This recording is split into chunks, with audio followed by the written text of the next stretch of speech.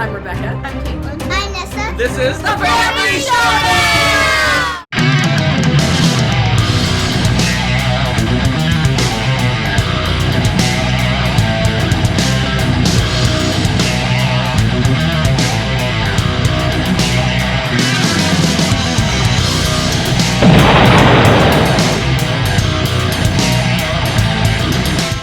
Howdy folks, welcome back to my top 100 games of all time. I'm Hunter, and this is the teacher of all things, Rebecca. The teacher of all things? Especially grammar, Latin, and other assorted miscellaneous stuff. Interesting. Today we're looking at my 30 to 21. Ooh. We're getting up there. We're getting into the stratosphere of the games. The pile of games on this side is so high. Anyway. Let's stats. Let's look at some stats. All right, here we go. So, this set of 10. Ooh. All right. We got 3 new games. One of those 3 games should have been on my list last year. 1 game went down. That leaves 6 games going up. What? Okay. 6 games going up. Okay. They didn't go up much, but they did go up. All right. I mean, you can't go much higher. Let's just jump right in. Let's jump right in. Let's do Jump this. right in head first into the deep end. Off the deep end. With my favorite as of this date. My favorite splatter game. Ooh. And that is a food chain, a magnate. Still your fave, huh? Or as some people say, food chain magnet. What? There was an E at the end. Food chain. That's what all the kids say. Food chain magnet. No kid I know says Alright, that. so this is a splatter game. You know what a splatter game means? It's a heavy Euro with lots of theme. It also means nothing. Hey, don't spoil the back of the box review. Spoilers. Sorry. Spoilers. So food chain magnate, you are a magnate of a food chain. Say what? So you are like the leader, CEO of a food company, and you're trying to sell that food to people. At the end. No. So this game has just a tons of stuff going on, just like most splatter games. Lots of things happening, lots of things going on. But once you learn how things are happening, you learn the rules. It's very intuitive how things work. So, yeah, see if I can remember. It is a org chart. I remembered this time. So you're basically building out your company's org chart. So you start with just you and a couple of other people, and then you build up, and you're hiring managers, you're hiring cooks, you're hiring delivery people, you're hiring marketing people. You're going to end up with this giant org chart goodness, and it's got a lot of cool things going on about it. It has like almost a formula in a way. I like formulas because I'm a formula kind of guy. Of when it decides when the food's in demand, it decides through a formula based on price, distance, and other things, who actually gets to sell their food to the people. So there's a lot of things going on. There's a lot of achievements. It's got kind of almost, I don't know if it's unique, but it's an interesting achievement system. Basically, once one person gets an achievement, you have to get it in that same round, or that achievement goes away, right? So there's a lot of kind of following the leader and looking at whatever other players are doing. So it really kind of, this game could almost be, you kind of do your own thing and stuff, but in this game, you really have to pay attention to what other people are doing for the achievements, for what they're selling, what's being advertised, and like I said, that demand formula. There's so many cool things in this game. It sounds really mathy, it sounds really crazy, but really, it's not that bad once you learn the rules. No, I was going to say, because I'm not a fan of the mathy games, and I don't feel like this is super mathy. It's more about planning logistically, like how everything's going to work out, making sure you've got the right business structure to keep up with it. Yeah, I mean, you're right. There's really 2 pieces of the game. That org chart I'm talking about, because you have to have people to manage the people. You can only have so many people under each manager, so you have to decide which ones you're using that turn and which ones you're not. And there's the marketing people. There's that piece of the game that's going on. Then you have the whole on the board, the demand, the distance, who's making what, and it's actually got roads and things, so you have to follow the roads when you're doing deliveries, and there's some different kinds of advertising. It's really a solid heavy Euro game. There you go. My number 30 Wow. It went up 3 places. Wow. It was my 33 last year. So, food chain. Holding its own. Magnate. It's getting better with every play. I like it. It's good. Yeah, it's fun. I like the... Can I show off one little thing? Oh, sure. No, the goodies you bought for me? Oh, no, I wasn't even thinking about that. I was just going to talk about how cute the org chart is. So, the organizational chart and stuff, they set this up to be like... It's called a player menu. See? And in your menu, voila, the chart.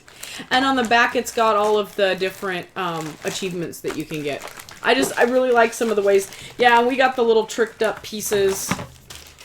The wooden bits. Little pizzas. I think was that Meeple Source. Meeple Source did those. Pizzas and sodas and burgers. It's cute. And they things painted like the little wooden bits and stuff. So, but it's fun. This game gets all Splatter games get a lot of I don't know if it's negative feedback or negativity or hate because they're very bare bones with their graphic design and things like that. I know they kind of made it look like the old like 50s, 60s type thing. Yeah, I but liked it. For the most part, their games are very basic, very utilitarian, I guess. Yeah, there you go. And she already spoiled it, but they have the best back of the boxes in the board game industry. The best, huh? They I like the minimalist design. I don't. That's my number 30! Food chain magnet. Alright, let's go to my number 29. It's new to the list. Oy. New to the list. So I got this on the second-hand market, but you can get it on the first-hand market. Well, I guess the Kickstarter's done at this point, but I assume it's going to come out and retail at some point. Because it's got a shiny new reprint, a new deluxe reprint and that. But I like my old-timey with homegrown little ninjas in it. And Yeedo. This game is cool. Yeah, I like this game a lot. So this is a heavy worker placement game. I guess it kind of goes against the norm these days because it is an older game. It came out it's so old in 2012. But ancient. You don't see many 3-hour games anymore that are worker placement style games. Oh no, that's true. They're usually shorter. I mean, there are some, but you don't see them really made anymore. They're usually just hitting that hour and a half sweet spot. But this one is worth it to play the 2 to 3 hours that it takes to play. Totally. It's got a lot going on. It's got an auction system. That's why it really doesn't play as well 2 players. But you can play it 2 players. We played it 2 players. We played it okay. It's got special powers. It's got a kind of rondelle kind of thing going on. It's got an interesting mechanism where there's like the little guard going around the edge of the board. And if he ends up in your spot, that worker placement sector, I guess they're kind of sectors of the city. Yeah. You get penalized for being in the area that he is because he caught you doing something. That's why you need to be sneaky like ninja. Your ninjas got caught. They weren't sneaky enough. Terrible ninjas. This is a beautiful game. The deluxe version that just got kickstarted is even more so. Wow. Like I say, if you're looking for a beefy, heavy, but not crazy heavy worker placement game, Yeedo is the one for you. I'm going to show off my cool little extras that I got. I know, they're so cool. But I think the art... Now, she hates Yokohama art, but she loves for whatever reason, she loves the Yeedo art. I do. It's not like stark. Yeah, so you got these different player boards with all kinds of cool... I guess these are clans. Different clans with different abilities and things like that. Yep. And our little ninja guys. Where are my little ninja guys? Oh, they're hiding. Oh, there they are. Here they are in here. So whoever made this, that I bought it from secondhand, instead of using little tokens, he made little ninja dudes. You got little ninja guys. They're so cute. And he actually, looks like they were originally all one color, but he painted them different colors. Yeah, for each of the factions or whatever. So the different factions. They have little blue ninjas. Oh, these guys have nunchaka. I don't know if he painted them or they came this way, but yeah, it's all the different player colors and their little ninja guys. So instead of this is what you normally get, a little cylinder looking thing. Boring. But now we have ninja. So I'm happy with my little... Part of it's all the toys, huh? That's why, even though I love this game, I didn't jump in on the Kickstarter because I love our version of it. So I didn't feel a need to invest in a newer version of Yeedo. 'Tis good. This is where I hand it to you for you to figure out. But, like I said, if you're looking for a beefy worker placement game, I assume it's going to come to retail now that the Kickstarter's over. I assume it's going to come to retail at some point. But if not, it may be worth tracking down. If you're the 90-minute Euro worker placements isn't quite enough oomph for you, this is what I would say is a next step to those 90-minute, sweet spot Euro games that are all the rage these days with the kids. So that's my number 29, new to the list, Yeedo. Yay! Yeeto's good. Let's move on to my number 28. It went up one spot, so it still counts. It still went up. Wow, that's pretty solid. Because it's a solid game. It's one of Rebecca's all-time favorites. Just You'll find that out in the January-ish time frame. I don't know what you're talking And about. that is Terraforming Mars. And we have an insert, and I just verticaled it, which is a no-no if you... Oh, stop! No! So my number 28, Terraforming Mars. So this is the kind of card game I like. She likes almost all card games. I like card games with stuff going on besides the cards. And there's a lot of stuff going on. So this is a card game at its heart. You do some drafting. There's a lot of resources. This is like crazy resource management, engine building with the cards, and then on top of that, there is a board where you're terraforming Mars. So you're going out and you're building grasslands and cities and oceans and stuff like that. So if you like engine building games with some oomph to it, this is a good one to go after. The terraforming piece is almost, I wouldn't say it's cooperative, but it drives the ending of the game, right? So as a collective group of corporations that are terraforming this planet, once you meet a certain set of goals on the planet, that triggers the end of the game. So it's not cooperative, but it's kind of we're working together to end the game, I guess, in a way. It sounds weird, but anyway. She especially loves it. Why she loves it is because I like it too. But the cards are pretty thematic. So, for example, if the animal life doesn't show up until I corrected it before she got me. So the animal life doesn't show up until there's a certain amount of oxygen and temperature on the planet, and plants can't grow until there's water, and there's different things like that. So the cards, they actually spent the time to think about, okay, when would this card be appropriate to show up in the lifespan of the terraforming, right? So some stuff can show up really early on, like simple sails and things like that can survive harsh conditions, but as your temperature goes up, it gets more complex life forms start showing up on your cards. There's a lot of play between cards, engine building, there's finding efficiencies in your cards, tons of resource management. I think there's 5 or 6 different resources, something like that. That you're utilizing. Like someone may focus in on crazy plants. They're doing tons and tons of plants. Another person like producing tons of heat. And another person makes lots of money and they can buy lots of cards. So it's lots of different ways to play, lots of different ways to win. It works at all player counts. I would say when you get to the higher player counts, it gets really long. Yeah, I really think the sweet spot for this one's like 3 players, because after that it starts to get really long. I played 5 players one time, and never again. I won't take it. It was a teach, and it was new players, but it was like 4 to 5 hours. Yeah, that's insane to play that for game. What that is. No, so it works great at any player count. I like it. It's a good one. Like I said, there's not many card games out there that I like. This is definitely, I consider this a card game. This is definitely one of the ones It's definitely card driven, that's for sure. One of the ones I love. So, my number 28, it was my 29 last time, so about the same. Terraforming Mars. Should we show off the insert I just messed up, or should we just move on? I'm scared to ask. No, it's not too bad. So we got a lot of the expansions. That's one thing I didn't mention. I think, in our opinion, it's become bloated with expansions. I think when we bought the Colonists, we were like, we're done. We have no more. Yep. So, and we bought some fancy smancy player boards that have the inset player boards and things like that. So, because we love this game, so we bought some extras for it.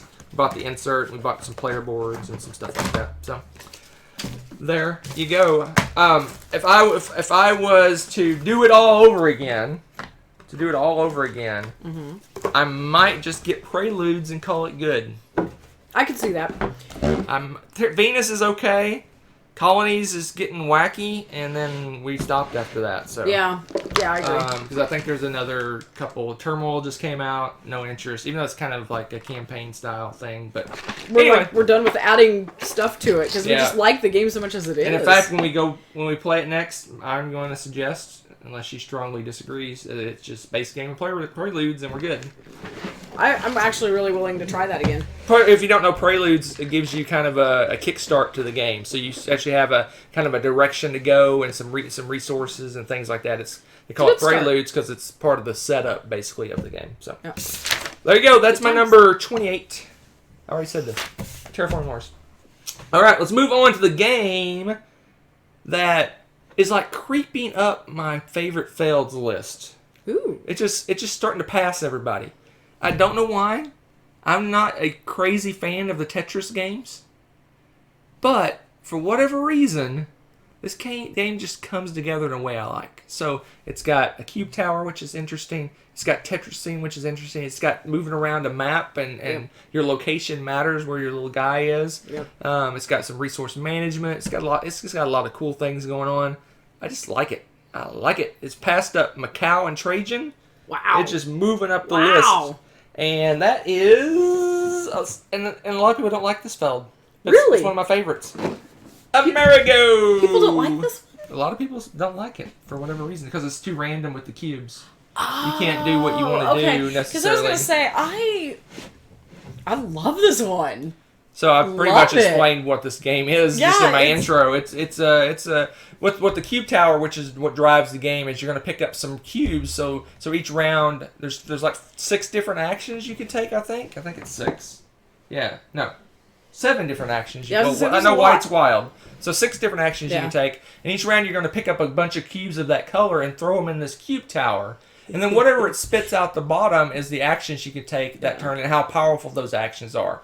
So, for the most part, whatever color you pick up tends to be the majority that comes out, but over time it gets kind of tricked up, and you may drop 5 red cubes in and 4 browns and a red come out or something. We've had it happen where, like, one completely different color comes out. That's it. You know, I mean, it's just and that drives basically. You decide among the cubes there. You go, okay. There's 4 reds and 3 greens. I can do a 4 power red action, or I can do a 3 power green action. You can kind of decide what you want to do, and like I said, I think the whites are wild, but you're basically that's part of the game that drives your actions, and the actions you're doing are basically buying these Tetris pieces. These are weirdly shaped pieces, and you're going around a map full of islands with a little ship, and then you're putting your Tetris pieces on the board and basically building out, trying to get the majority of that board. You're covering up places that give you resources. There's some set collection going on, too. It's just got a lot of fun things that are happening. And for whatever reason, if I'm driving a boat around a map, it does a little something for me. You like those? I like those. I like you got a little driving a little boat. Driving a little boat around. It does a little something for me. We'll find out more about that later. But for whatever reason, if I'm moving around a map and I'm doing stuff wherever I happen to be on that map, good times. Just does a little something for me. So anyway, a lot of people disparage this game because of the randomness of the cube tower, but I think that is fun. Nothing more fun than a cube tower. Yeah. Show off the cube tower? Yeah, show off the cube tower. All right. Since we're getting higher up on my list, I'm going to show off some things a little more. So here's the little base. And you got the little, it's nothing flashy. That's for sure. You got a little tower here. If you look, I don't know if you guys can see, there's all these weirdly shaped little levels all through the tower. So your cubes are going to land on that, so it kind of randomizes what's going to fall out of said cube tower. And then you have your cubes. And so you're going to, each turn, you won't pick up multicolor, but you're going to pick up one color of cube. But just for example, I'm going to dump some cubes in. Dump them out. And then whatever comes out, so we can do a 2 green, a 2 blue, a 2 brown, or a 1 white or 1 yellow action. There you go. And over time, it gets more and more randomized. But I don't know, it's just fun. It's fun. All right, take it out of here. There you go. There's Amerigo. Love it. One of my faves. Not my favorite Feld, but definitely up at the top tier. Don't put the lid on. I'll take care of it. It's a top tier Feld game. Whoa. Top tier. Pretty amazing. Top tier. All right. Pretty amazing. So I almost jumped the gun this second ago to announce my next game is a new game But if it was on my list last year, it probably would have landed about where it is this year. Really? So we played it in the summer on last summer, like the summer before last, like 2018 summer. Oh, in the way back. On the BGG cruise. Oh, okay. And we loved it. Like, we did. Crazy loved it. Okay. And it should have been in my top 30, maybe my top 20. Who knows? It was Lost to the Ages. And then we played it on the Dice Tower cruise again this year. Okay. And then we tracked down a copy of the game because it was almost unavailable in the U.S. But now you can get it. It's out there. You just go out on the internet and buy this game. And that is Crown of Amara. Oh, yeah, it should have made my list last year. But it didn't. It should have. Shame on so you. Technically, it's a new to the list. It's brand new to the list. But like I said, it would have been top 20, top 30 maybe, somewhere in that. Yeah, it fell in the same general it's a area. super good game. Love it. So Crown of Amara is that 90-minute sweet spot Euro. In fact, it's quicker than 90 minutes. We could play this game in an hour, 2-player. Easily in an hour. It's got 2 rondelles. It's the double rondelle action. So one side, you're moving a little worker around, and you're getting resources. And the other side, you're moving another worker around in the city, and you're doing actions with those resources. So you're buying royalty things. You're getting different apprentices or whatever they're called to help you, townspeople to help you. You're buying victory points. You're dumping resources to get victory points. So you have a choice. And crowns. When you're doing this, do I move my resource guy or do I move my other guy? So you're playing cards down. It's kind of a action selection game. So you're going to basically have a hand of cards that turn. You're going to decide what order to put them in, 1, 2, and 3. And then you're gonna fire those off. You're gonna take turns firing those off and collecting resources and training those resources into other things. And there's kind of a almost first come first serve kind of thing on a lot of the victory points and resources that are on the city side. So the first person that does the action gets a more powerful version, and it kind of clicks down like a dial.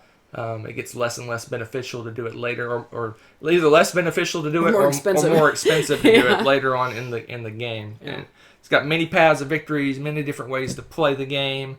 It kind of reminds me of.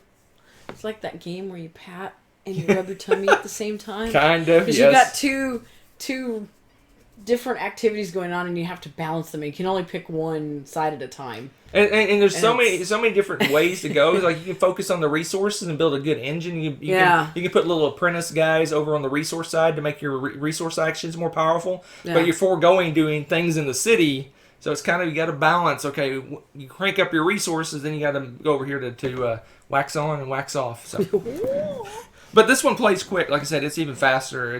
It's an hour to maybe a little over an hour. Yeah, they say 75 minutes, and that's up with 4-player, and I don't think that's inaccurate. I think our game's about an hour, even with the when we reteach it and play it in an hour. Yeah. So it's a quick little game, and like I said, I've seen people play it completely different ways and do well. And I didn't even mention there's a lot of different the cool thing about it. And this is becoming increasingly popular. Maybe I'm starting to see it pop up more and more in games where you have 2 tracks that you're getting victory points, different tracks you're going on, and whichever one's the lowest is your actual score. So in this game, you're building population, and you're building like prestige or victory or whatever you want to call them, and whichever one is your lowest is your score. So if you're way up in this one but down in this other one, you're not doing well. You kind of got to do a balancing act to do that. So there's so many great things about this. If you like midweight Euro games, you owe it to yourself to play this game. It is really, really solid. And like I said, it is readily available in the States now. Before it was, you had to kind of know a guy. You have to know a guy. Literally, I had to know a guy. Basically, I got the European version of the game. German and British flag on the front of that. Yeah, cool. I got the European version. That basically some game stores got shipments of the game from Europe before, and then it's got re-release. I don't know who released it in the States, but now it's readily available in the States. Very cool. So there you go. My number 26, new to the list. Incorrectly new to the list, but new to the list nevertheless. Crown of Amara. So let's move on. Let's throw all those Euro-y things aside. Uh-oh. Let's just get rid of those Euros. Why? Let's bring some Amara Thrash with a hint of Euro, like a taste. It's like you have Amara Thrash dinner, and he like seasoned it with a little bit of Euro. A little Euro on top. You're having way too much fun with For this. Holy Lords of Hellas! Oh, that's the box now? I forgot we have this. Lords of Hellas! This is a monster. The monster warlord box of Hellas. It's insane. It's hella big. Lords of Hellas. So, Lords of Hellas, this is a Dudes on the Map game that is reminiscent of maybe Blood Rage and Rising Sun. So it's definitely Dudes on the Map, area control, attacky, but it's got a lot of Euro trappings mixed into it. So this one, it has many paths of victory. In fact, it has like distinct, you can win if you do this, or you can win if you do this, or you can win if you do this. And they can be completely different.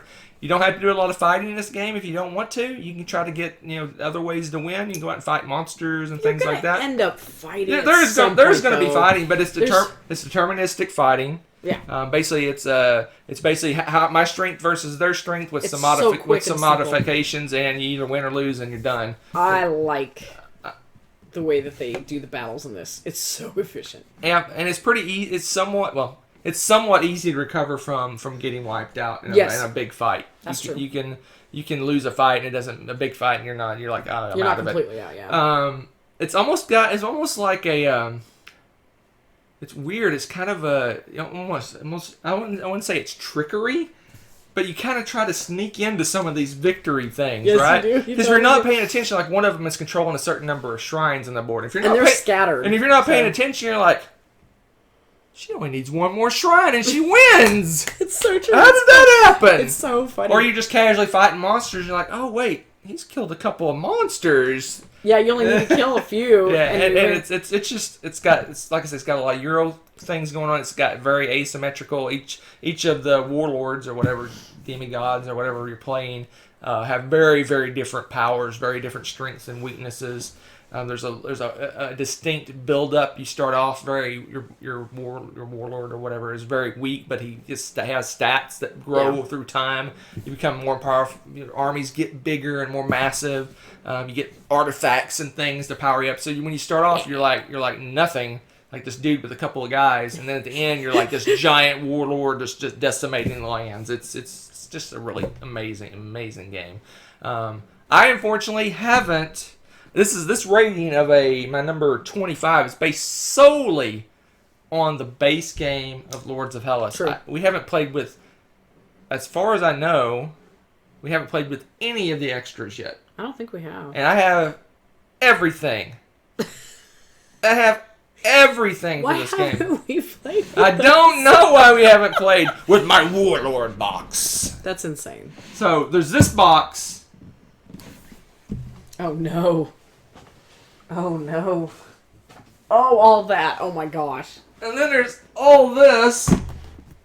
And then this little thing. Oh dear. Interesting. So yeah. So come play Lords of Hellas with me because I've got everything. I like how this card is a bit more. I'm like, all right. Anyway, Lords of Hellas, it's amazing. The miniatures are off the charts. I wish I could paint. At some point, either I'm going to paint this and they're just going to look crappy, or I'm going to get someone to paint them for me. So this is the Atlas expansion. This is just one miniature that's in the game. In that box? Here, you can show it off.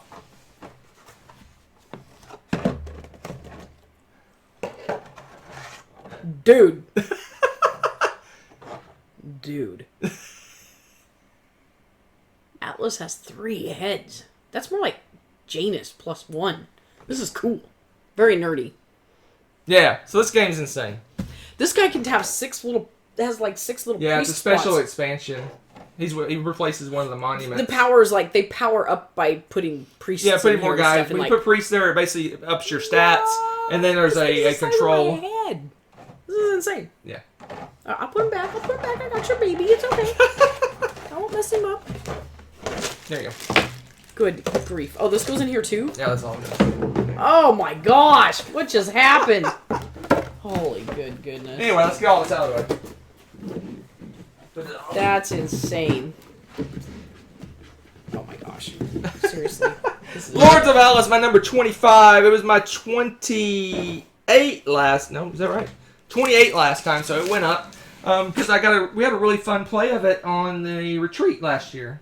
Year before last. Last year. Last December.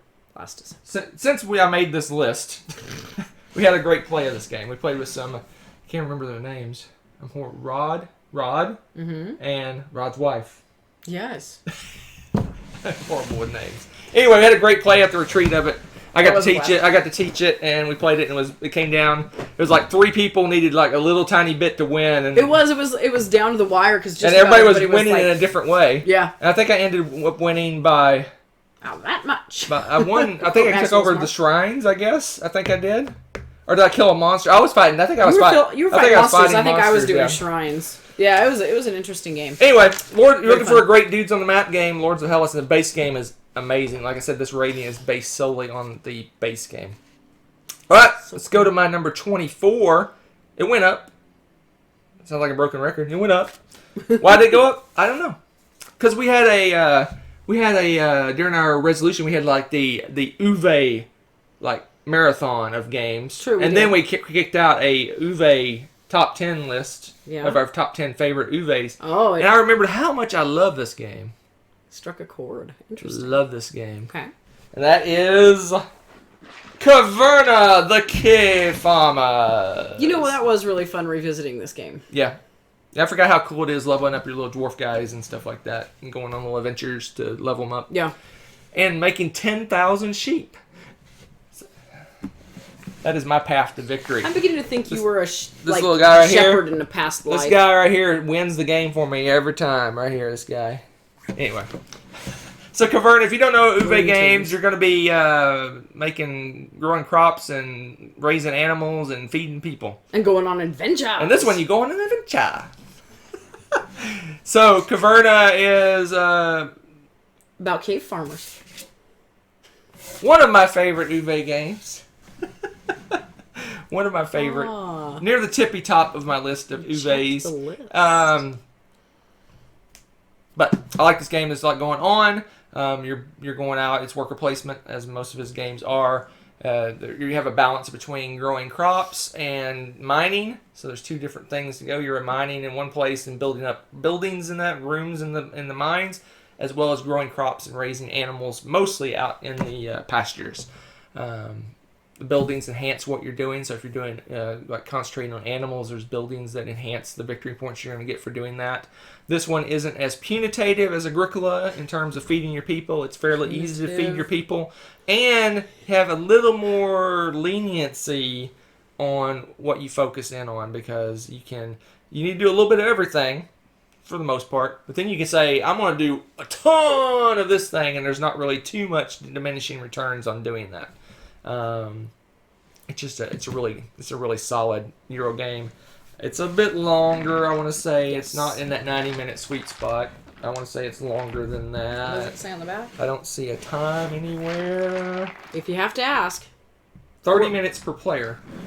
That sounds like a lie. I think that may be a little low.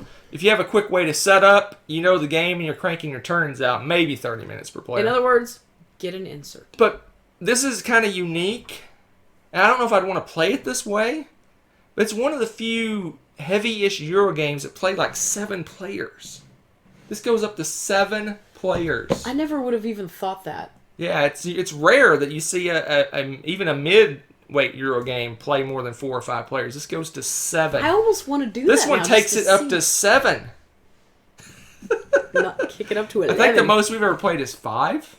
Have we played that many? Yeah, I think I've played 5. I don't know if you've played 5. Wow.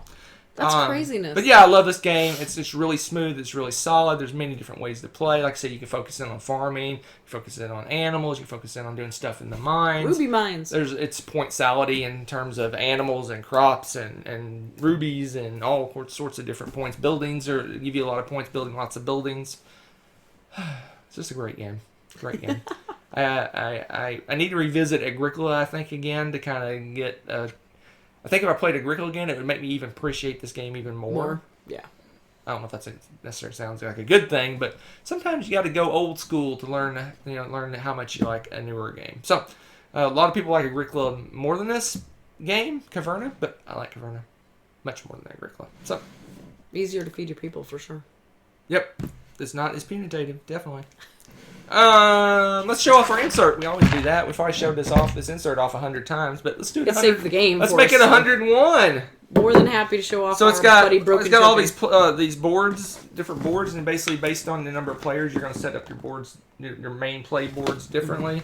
It's got these are your buildings. There's tons of different buildings, so you can play the advanced game with a bazillion buildings, or you can play the basic game with not as many buildings. So it's got balance. You can balance it out based on that. Give it another player board, another main board. Then there's all the 7-player boards because there's plays 7 players. That's funny. There's 7 player boards, and then our lovely insertness. Look at that. Look at that. You just pop this puppy out. Just pull the tray out. You're good to go. Here's our resources. Oh. Because back in the olden days, in the way back time, this takes 30 we used minutes. to bag these things and set up and tear down. It was longer than the game. Was longer than the game. It was terrible. And then you got all your buildings and player they're in order stuff and organized. Everything's. And, let's see what we got here. It's a beautiful. Let's see. Oh, don't even. Oh, I lost that game. You did? Oh, I'm shocked. I thought you won. I lost that game, but I won that game. I'm 2 out of 3 on this list. Ooh. All right, let's see about this. We played this game quite a bit. Yeah, we have. Let's see. I won that one.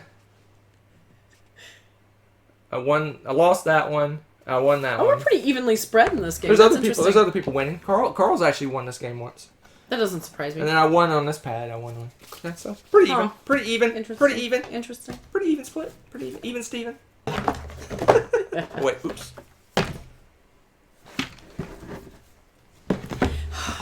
Give me all this.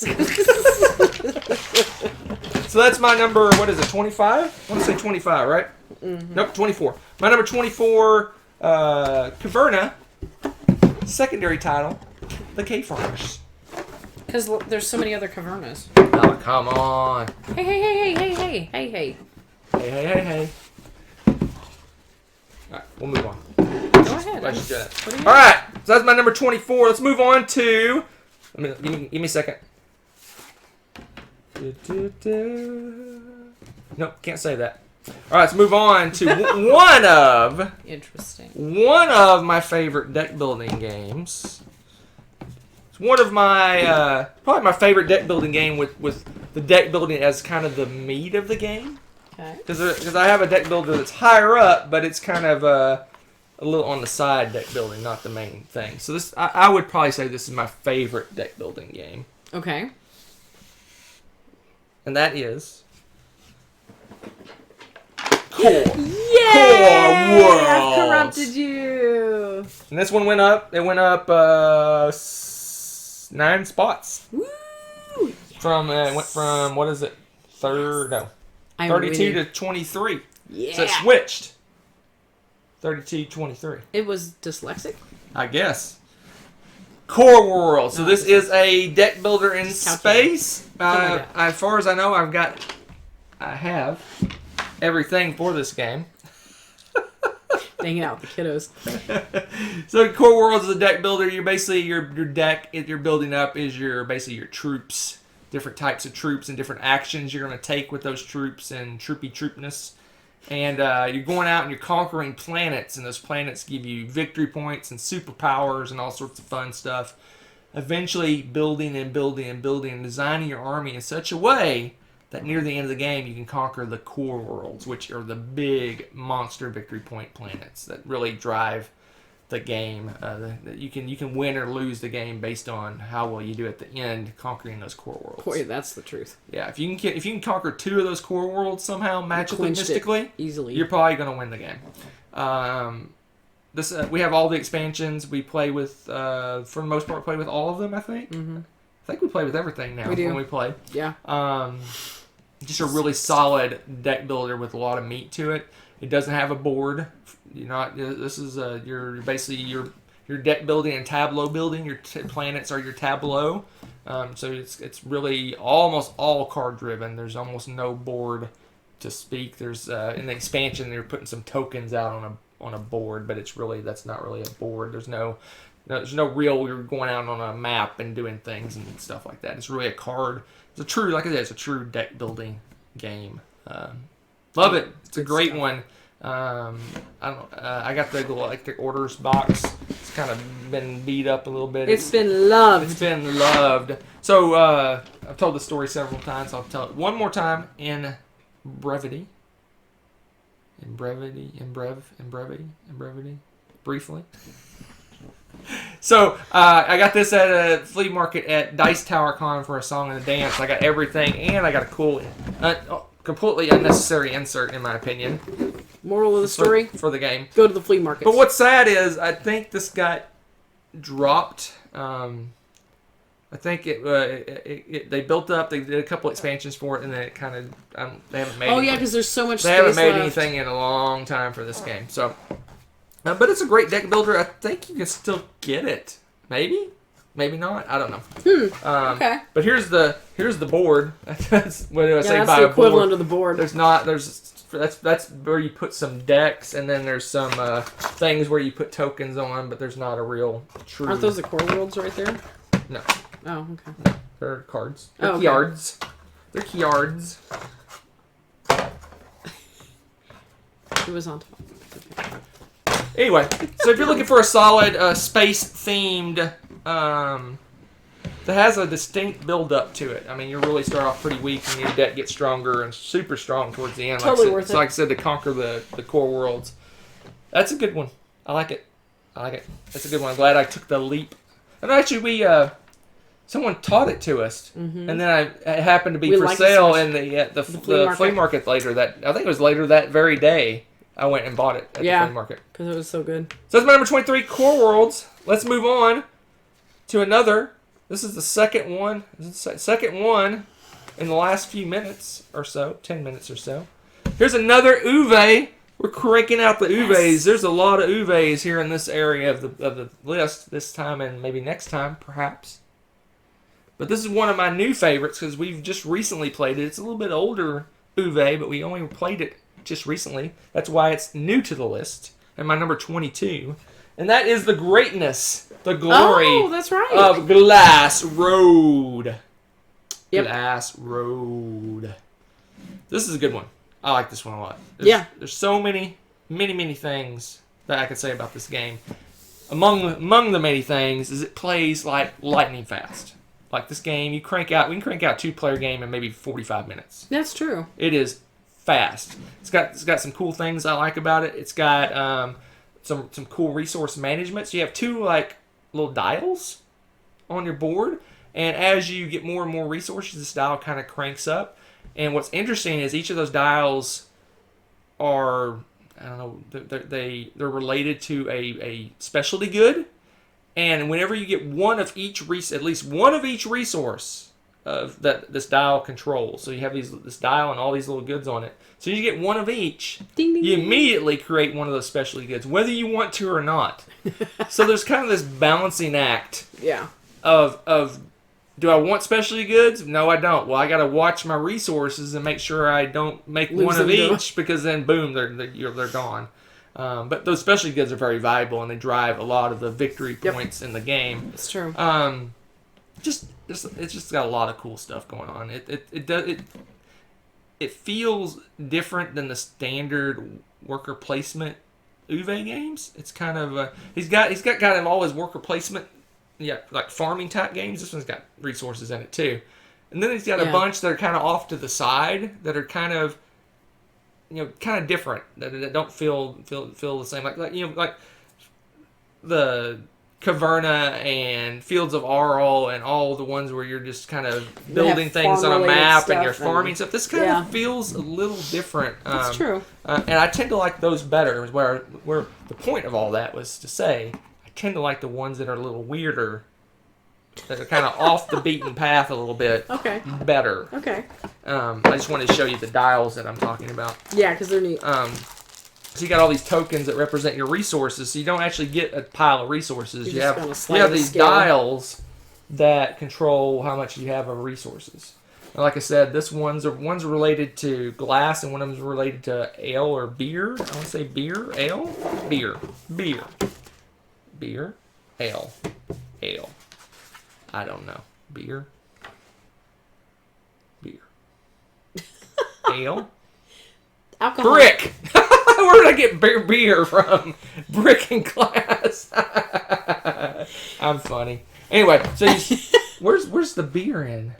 There's a beer in Aura and Labora, isn't it? Oh yeah, that's what I think that's the one. So yeah, so you have these two little dials that you're cracking your resources on. Like I said, if you get one of each, you crank out a specialty good. It's pretty Apparently fun. Brick and glass, it has nothing to do with beer. It's got tile placement stuff going on. You're building buildings and things that make your stuff more powerful. Yeah. Plays 5 players, which is cool. I think it would go fairly quickly with 4 too. 4 players. So here's your board that you're building stuff on. So you're clearing off places on the board. You're building buildings. I just love it. It's a great one. It's also got a cool, I haven't even mentioned it yet, one of my favorite things about the game. And I tend to like games like this for some reason. I don't know why. But I do. I like games that you have a deck of cards and you're going to play those cards. You're going to draw only a certain number of those cards each round, and those are your actions. Oh yeah, yeah. So you're only going to have a set of actions that you can select from each round. And this one's even cooler because it's got kind of a, I almost want to call it playing chicken. Yes. Because when you play your actions, if you're kind of flying solo with choosing that action for the turn, you can get 2. Each of your actions has two actions on it. And if you're kind of the only person that gets to fire off the action, you get to do both actions. But if you have copycats around the table, they're copying your action. You only get one of the 2 actions, which is kind of cool because it draws you into the game. You kind of think, okay, what is Rebecca going to do this turn? I think she's not going to do this one thing that I need to do. So if I play that card this turn, then I'm the only one that's going to... And you also have to time out when you're going to play it in the turn. Because if I play it if I reveal it as my action and she has it in her hand, then hers fires off. But if we play it at the same time, if I'm earlier in the turn order, I get to do mine and then she gets to do hers. Because if you play them at the same time, you don't have that problem. So it's really interesting how it draws you into the game to kind of look at what people are doing and when you think they're going to do it and things like that. Yep. Very fun.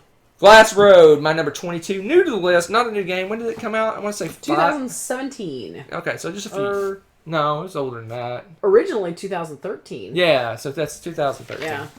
I think that's probably a second edition of the game. Anyway. Apparently it is. Anyway, new to the list, Glass Roads. Good times. All right. We're already to the last one this time around. It's getting crazy up in here. So I said a bazillion times in the last however long it's been. 90-minute sweet spot Euro. I don't think there was any of those that fit the 90-minute sweet spot. They were all, for the most part, they were a lot longer or a lot shorter. Yeah. So let's cap it off. Let's put a cap on this list with a 90-minute sweet spot. One of my favorite 90-minute sweet spot games. And that is Lorenzo il Magnifico! Magnifico! Look at me! My carpet's magnificent! I was like... Behold my glorious tapestry. So we've arrived at the one that went down. He looks bored. This is the only one that went down. This went down? Yeah, it went down a whole 4 places. Why? I don't know. Okay, I know how much you love this game. You should see the top of my list. I guess so. You should see the top 20. It's insane. What? Lorenzo il Magnifico. This is a, like I said, 90-minute sweet spot Euro. Love it. This one is... Can't tell what the heck's going on by the cover, that's for sure. It's got a nice back of the box, though. See this back? It's got a block text. Oh, I'm going to do back of the box review. Anyway. So, Lorenzo il Magnifico, this is a card-driven worker placement game. But your workers are dice. But they're community dice. So if you suck at rolling dice, we suck equally. So there's ways so basically you're going to roll some dice. You have 3 different dice. You have an orange, a black, and a white, and those drive your actions. Higher the value of the dice, the more powerful action you can do. There's lots of different ways to play. You can literally build engines. I don't think they're machines or industry or something like that, and those crank out victory points and resources. You can actually build like farms or whatever they're called to get actual resources. And then you collect character cards or like people cards that give you in-game score. They give you powers, and the more of those you get, the more points you get. All of those, the more you get more points you get. And then there's also in-game scoring cards. So you're kind of going out and drafting those cards with those dice, and going to worker placement spots to trigger your machines and trigger your farms or whatever they're called. There's different tracks you're going up. It's got all the fun Euro-y stuff.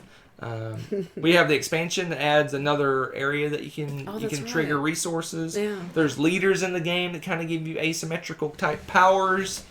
Oh, love this game. This might be one of my favorite games to teach. I like teaching it. If you like Euro games and you haven't played this, you are doing yourself a disservice, because this is an awesome Euro game. I've played this game numerous times, and every time I think I try something a little different. I think the last time I played, I went crazy machines. I cranked out a ton of machines, and that's what I did. So usually I do resources, and then you have to decide, okay, when am I going to switch gears and start collecting those purple cards, because they don't do you any good, but they give you tons of in-game points at the end. And then there's, like I said, there's tracks you're going up to be able to do the farm. You have to move up certain amounts on certain tracks. So you have to kind of watch those and make sure you're balancing what you need to do the things you want to do. Great game. It's interesting. Not very many games do this that I can think of. You're going to cycle through every card in the game. That's true, we do. You're going to see every card in the game. It's not like there's a randomization of the cards. There's like ages, so you're going to see all the age 1 cards, then the age 2 and age 3. I don't know if they're years, months, or whatever they are, but you're going to go through all of them. Tons of resource management. Really, that's kind of at the heart of it is your resource management. I like it. It's this dice-driven worker placement game. That's what I'm going to call it. It's a dice-driven worker placement game. That's a story, and he's sticking to it. All right. I don't think there's much to show about this one. There's not much to show off, but I'll open it up just to take a gander. Let's take a gander. There's all the key cards. Here's your little dice and the yellow workers, which is what Rebecca plays yellow. When there's not orange, she's yellow. And then there's my little green guys. And then there's your little clunky wooden bit resources. That's about it. Yeah, there's nothing like this. Wow. This is the 3 and 4 player bag. Also known to Monty Python people as not appearing in this film. Here's your little worker guys. These modify your dice, I want to say. Which ones are these? The little purple dice. Oh yeah. And for 2-player, which we mostly play this 2-player, you just kind of block off some spaces on the board, which you do in a lot of worker placement games. So there's not much. Yeah, the rules don't change. Not much modification for 2-player. Love that. Love it. That's my number 21. Went down just a hair. That's a really not good pick. Much. Very good pick though. Such a good. And pick. that they say is that man. We felt like we blew through that list, but I bet we didn't blow through this list because it's probably almost an hour. But time flies when you're having fun. Woo-woo. All right, let's look at it. We're in the top 20. This is crazy. Crazy. Here we go. Top 20. Let me take a little peek. Give me a moment to peruse. Oh my. That's a good list. I like it. All right. So in this list, we got one new game.